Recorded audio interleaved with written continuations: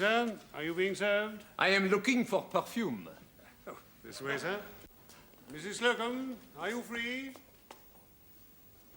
I'm free. This lady will take care of you, sir. He's handsome. It's mine. Good morning. I wish to buy some perfume. Well, as you can see, we have quite a large range. Now, this one is called Hilarity. It's inviting and at the same time amusing. Pardon. There is a background of onions. Yes, well, I made a hot pot before I come in. Perhaps this young lady will demonstrate one for me. Perhaps this one, huh?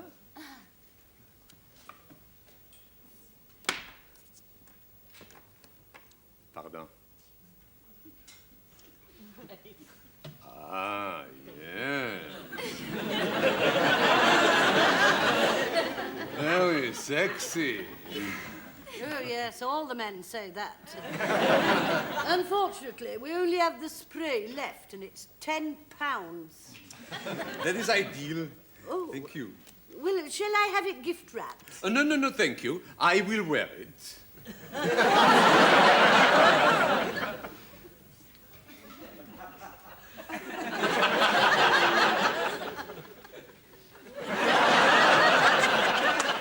Did you find what you were looking for, sir? No. But wearing this, I have high hopes.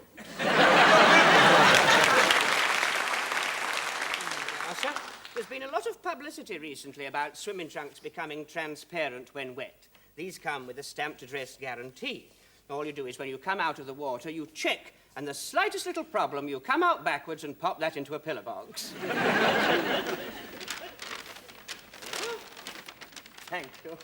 Now, where were you? I was telling you about this bird. Oh, yes. That's right, yes, because your mother's got a new battery for a deaf aid and you had to spend the night at your girlfriend's digs. Well, we crept in the back door, took our shoes off and tiptoed upstairs. You see, her landlady won't let her have men in the room after 11 o'clock. No, I had one like that. We opened the door and she said, "Don't switch the light on, it clicks." I held my breath and I crept towards the bed. Oh, the suspense. I was just about to sit down. She said, "Don't sit down there, she'll hear the springs." Oh, it's just like Mission Impossible. So anyway, we sat down on the rug. What happened then? Well, I looked at her and she looked at me. And after 5 minutes, she said, "Well, what are you waiting for?" Well, what were you waiting for? Well, I was a bit nervous in case she had a noisy Brough catch. Before we knew where we were, it was bang, bang, bang. Oh, well, all's well that ends well. No, that was the landlady knocking on the door. Cool as a cucumber, I picked up the television set and walked straight out. And I said in a very loud voice, "Don't worry, madam, I'll fix your vertical hole by Thursday." Did you get away with it? I would have done if I'd been wearing my trousers. Mrs. Slocum, Miss Brahms, your wage packets? Oh, thank heavens for that. I'm skint. Would you just sign for them, please? Oh, I say, there's been some mistake. I've got £10 too much. Now, I think you'll find that it's correct. You and Mr. Humphreys did a photographic session. We all did that. Yes, but you were not chosen. Am I going to be on a big poster? No, we're using your likenesses as a basis for our new display dummies. Oh, how exciting! Mr. Humphreys, do you hear that? They're going to make dummies out of us. So I believe. I only hope they've done a good job. They only took photographs of my face. What's so special about these two? Mrs. Slocum was chosen to appeal to the average woman and Mr. Humphreys to the average man. I should be so lucky. When do we get to see them? Well, they arrived this morning. Ah, here they are. Mr. Harmon, over here. Over here. Good night. Here we are, Captain Peacock. There we are. Now that. Where am I? Just outside the gents. Oh, I better go and get me before I'm had up for loitering. Oh, they've got me to a T. You know, looking at that face is a very eerie experience. That's what I said to Mr. Humphreys the first day I met you. Lucas, if you're going to be rude, you can return to your counter.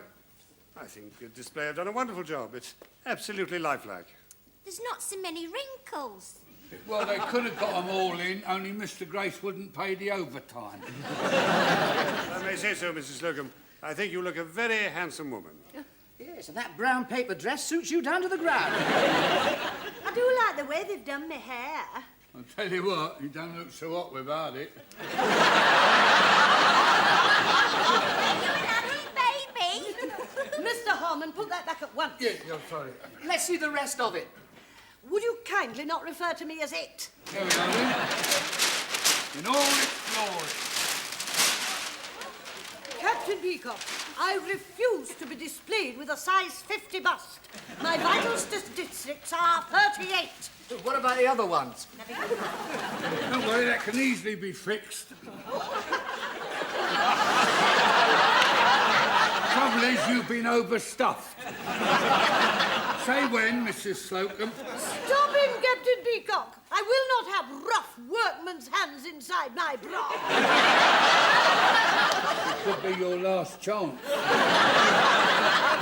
I think that looks about right. Yeah. Stockings are all wrinkled. Allow me.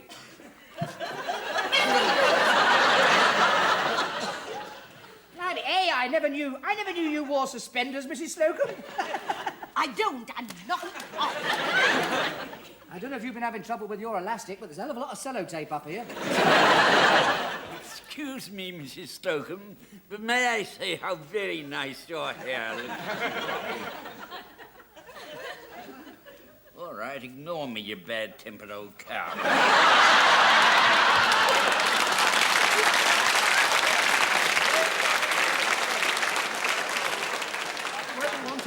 Over there, just there.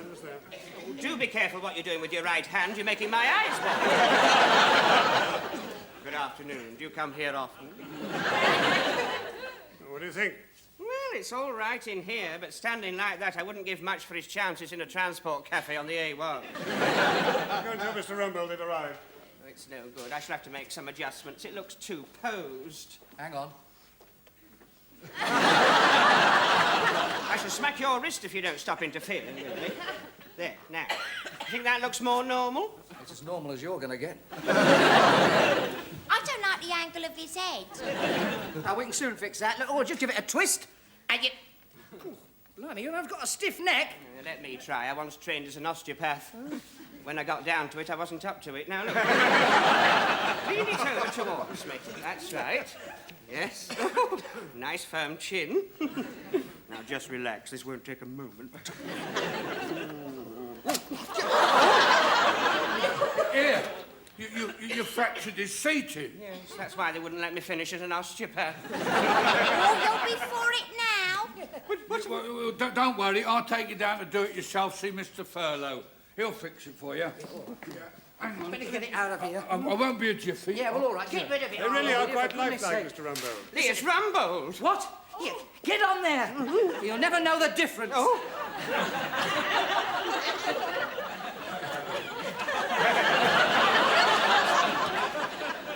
By Jove, they are realistic, aren't they? A lot of men have worked very hard to make her face look like that. And it shows. I think they were right to hold back on the wrinkles. It's typical, isn't it? When a woman gets wrinkled, it's old age. When a man gets them, it's character. Something not quite right about this one. Yes, they haven't quite caught the expression, have they? No. Humphreys doesn't look nearly as wet as that.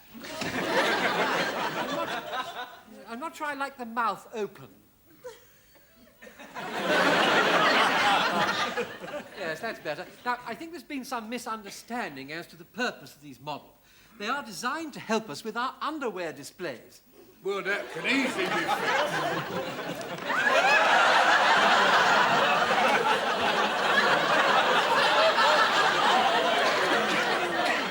Glass of water for Mrs. Slocum. And after seeing that lot, a glass of water for me as well. This one, sir? Yeah, strip him off.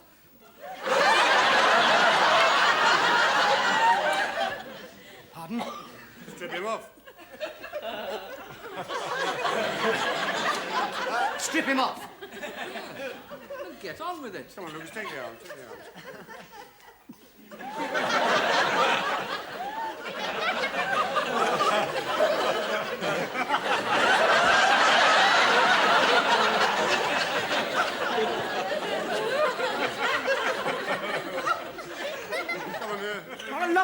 he's got. Why don't we just leave him in his shirt and trousers? Because we're having a special event in Y-fronts. Many a true word. You do the shirt, I'll take the trousers down.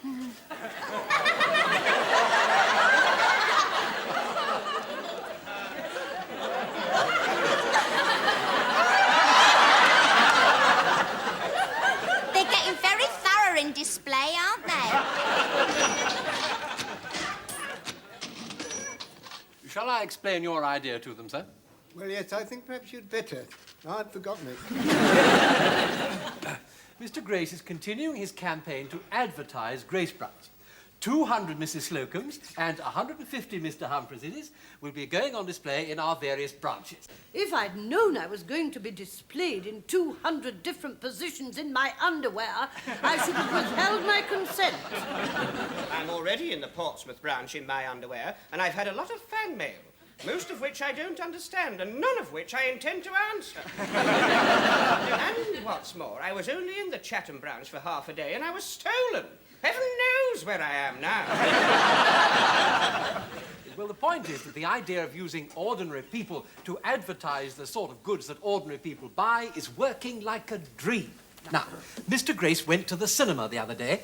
Yes, I saw Blue Emmanuel 4. Very good idea from it, too, didn't I?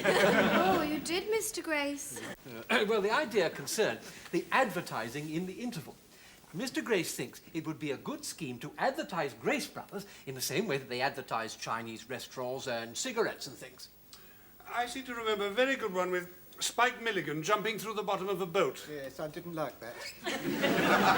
No, Mr. Grace thought that was rather silly. The whole point is, Mr. Grace thinks that we should have ordinary people like you to do the commercial. Now, our advertising agents have been working on it, and they've come up with a sort of script and a sort of storyline. Yes, and a sort of ridiculous price for making it. Yes, precisely, yes. Now, Mr. Grace thinks that between the display department and photographic and ourselves, that we could have a go at it. Now, it all takes place in a sort of cocktail bar at the Cocoa Club. Is that my idea? Yes, sir. So I really am on the ball, aren't I?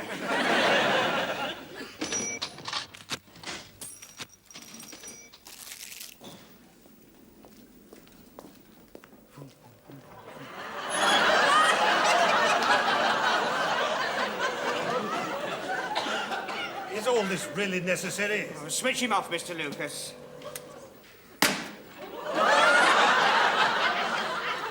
When that's over. Beauty must pay the price. Look, it says in the script, a man not unlike David Niven comes into the Cocoa Club. And you, Captain Peacock, are the most not unlike David Niven person we got.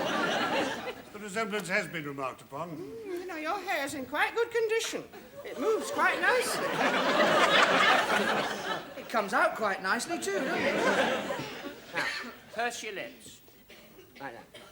Yeah, sensuous but very dry.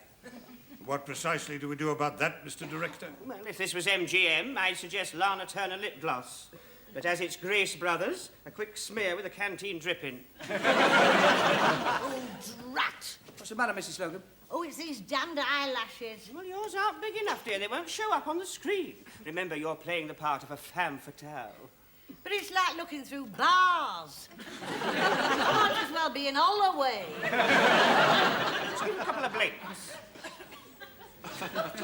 Oh, the left one's stuck. It would have been easier to get Spike Milligan jumping through the bottom of a boat. They'll be all right when the glue dries. You seem to know a lot about it. Well, I have the same trouble with my mother every Friday when she goes to the bingo. Yeah, Mrs. Slocum, use this as a tyre lever. Oh, thank you, Mr. Lucas. Oh, that's better. The other one's gone. When they dry, they'll crack open. Now, let's have a look at the hair. See what this looks. You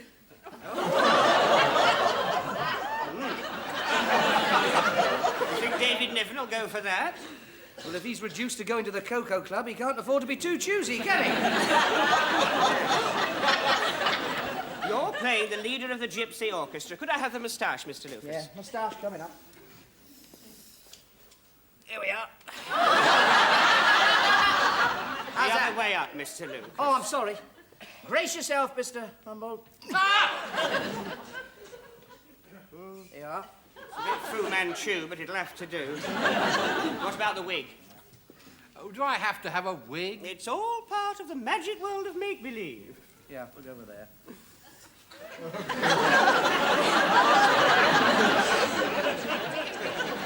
I distinctly told you to get me a Burt Reynolds 6 3/4. They've sold out a Burt Reynolds 6 3/4. That is no excuse for bringing me a Liza Minnelli 6 7/8. Well, it's either that or a Max Bygraves 9 1/2. Please look at what they've said to me.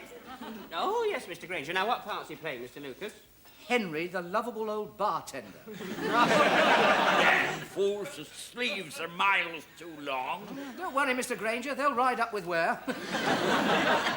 Don't give me that. And what's more, I can't do my trousers on. They won't show. You'll be behind the bar. Go on, off you go. My tail's come off. Will you put it on for me? Certainly, Shirley. Not you.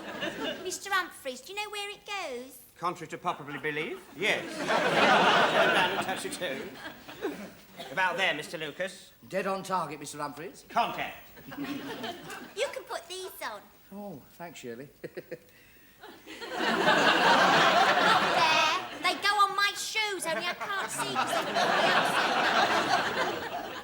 they're I'm Crawford from Photographics. I'm the cameraman. Oh, hello. Humphreys Menswear. I'm the director. Do you mean to say with your looks you're not going to be in it? Oh, well, one has to decide which side of the fence to be on. And it's not always an easy decision, is it? Anyway, I'm lit, I'm loaded, and I'm ready to go. I think I've chosen the wrong side of the fence. Excuse me, Mr. Peckinpuff. I've got the sound recording machine ready now. Oh, yes, that's Mr. Crawford, the cameraman over there. It's no good talking to me until I've plugged me jack in. If you understand. Right, you are then. Right, places, everybody. Opening positions, opening positions. I do like a man who knows what he wants. Oh, good. Well, get behind your camera and don't push it till I tell you. I hope you all learnt your words last night. Well, I didn't have much to learn. Lovable old bartender does nothing but wag his shaker. You were behind the bar. I waggle my shaker now. Yes. Well, but in the script, nobody's asked me for a cocktail yet.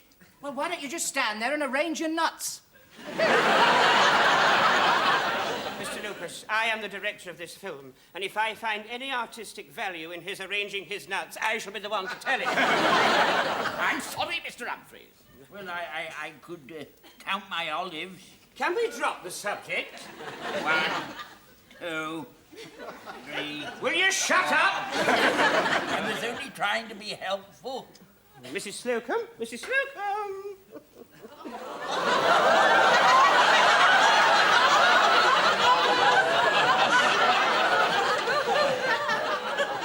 Are you all right, Mrs. Slocum? What's the matter? I can't blink, they're not dry yet. I'll come to you in a minute. Now, Captain Peacock. Now, you are the suave David Niven type man about town. Now, you come down the stairs wearing your Grace Brothers lightweight two-piece. On your arm is the Grace Brothers showerproof. On the other arm is your Grace Brothers popper brolly. Now, on your head is your travel trilby at a jaunty angle. Good. Now, you come down the stairs and you hand it to the check girl, the hat check girl. Now, that's you, Miss Browns. Yes, come over here. We'll rehearse this, please. Can we rehearse the sound, please? I can see the microphone. Higher, please. Higher. Super. Action.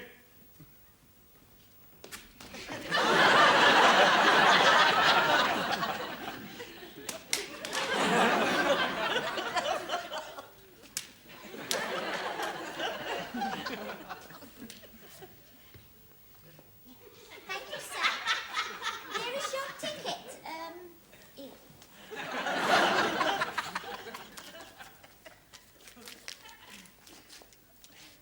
That wasn't quite right, was it?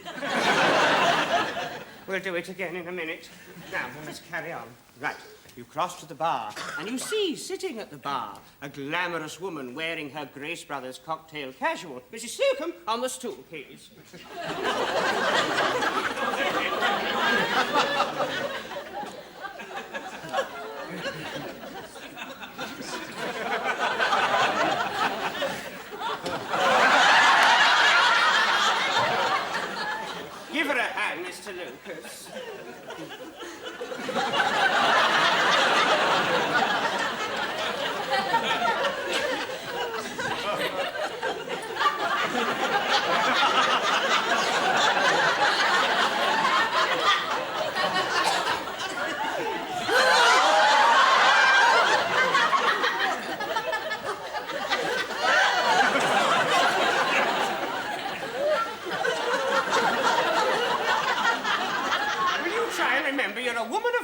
Grace. Not after getting on that stool, she's not. That would be quite enough, Mr. Lucas. You go to the bar and you see Henry, the lovable old bartender. My trousers are coming down. Well, you're not called the lovable old bartender for nothing, are you? You say your first line. The usual, please, Henry. Right. Now, we'll try that. Am I supposed to be holding this? No, take it from me. Right, well, I've got... Right. Action. The usual, please, Henry. Good evening, sir. How very nice to see you again. What are you doing? You're not supposed to say anything. I was only being polite. I'm supposed to be a lovable old bartender. It doesn't say that here. Well, then it should do. He knows my name. Am I supposed to ignore him? Just shake your cocktails. Let's do it. Right. You see the woman. She's alone. You smile. Now, to show the lady. Mr. Granger. Mr. Granger!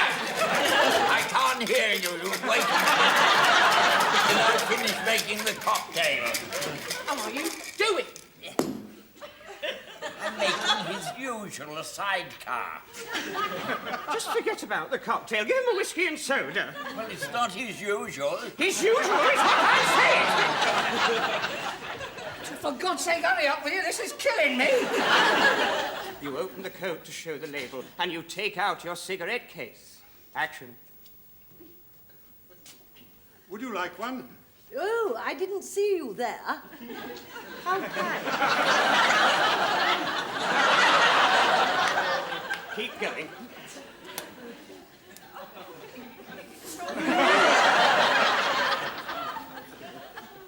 We'll get that right next time. The sound is hopeless. Give her the radio mic, Mr. Lucas. Oh, all right, hold that. Yeah, put this on, Mrs. Slocum. What do I do with that? You put it down there. Down where? Allow me. If anything is to be located in my cleavage, I'll do the locating. Oh, it's dropped down. It slipped right down, Mr. Armour. Well, it can't have gone all that far. Tell her to speak up a bit. And while you're at it, ask Captain Peacock for a voice test. I want to try and get him on the same radio, mate. Say the next line. Your face seems very familiar. That's very faint. Get closer. Closer. Your face seems very familiar. Closer. Closer.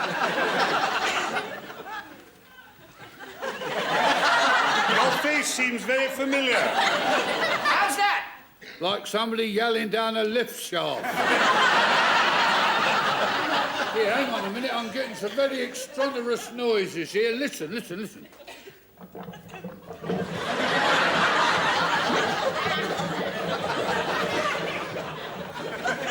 Blimey, it did go down a long way, didn't it? Well, I can't help it. It's past my dinner time. Wouldn't it be better if he shouted up her skirt? Nobody is shouting up my skirt saying they recognise the face. Mr. Lucas, it's up to you to get as much of the sound as you can. All right. Before we get to the dance part, I must point out that I can't give you any gypsy music with this thing. Oh, don't make difficulties, Mr. Rumbo. Well, if you're happy with this...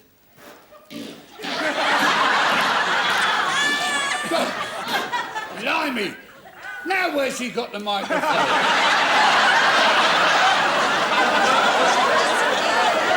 We'll put the music on later. I hope you're ready to do my bit because I've only got 5 minutes. Oh, how can one direct a film under these conditions? I know how you feel. There's only one thing you can do. Go for a take.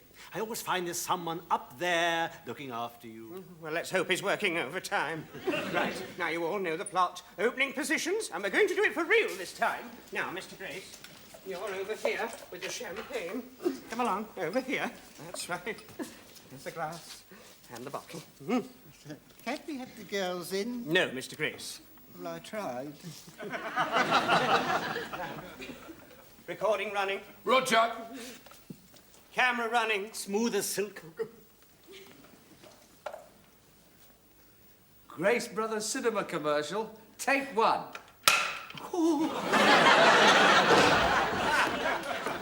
Action!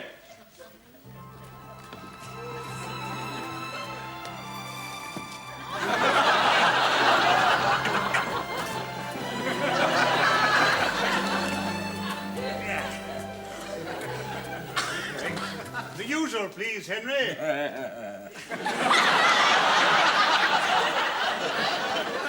Can I give you one? Oh, I didn't see you there. How kind. Allow me. Allow me.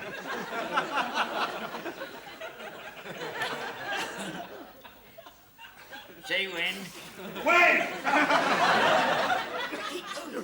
Shall we dance? Oh, I was hoping you'd ask, whoever you are. If I may say so, it is a most unusual dress you're wearing. Yes, I'm dressed from top to bottom at Grace Brothers. What a coincidence. So am I.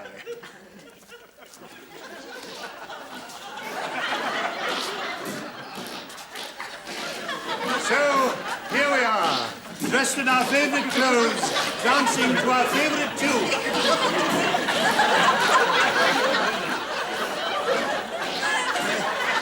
You had a bubbly champagne time. Shopping at Grace Brothers? Yep. Oh, dear. I need a wider glass or a longer bottle. Well, what do you think? You're the director. Well, you're the boss, Mr. Grace. Mr. Rumbold, get onto the advertising agency. We'll have Spike Milligan jumping through the bottom.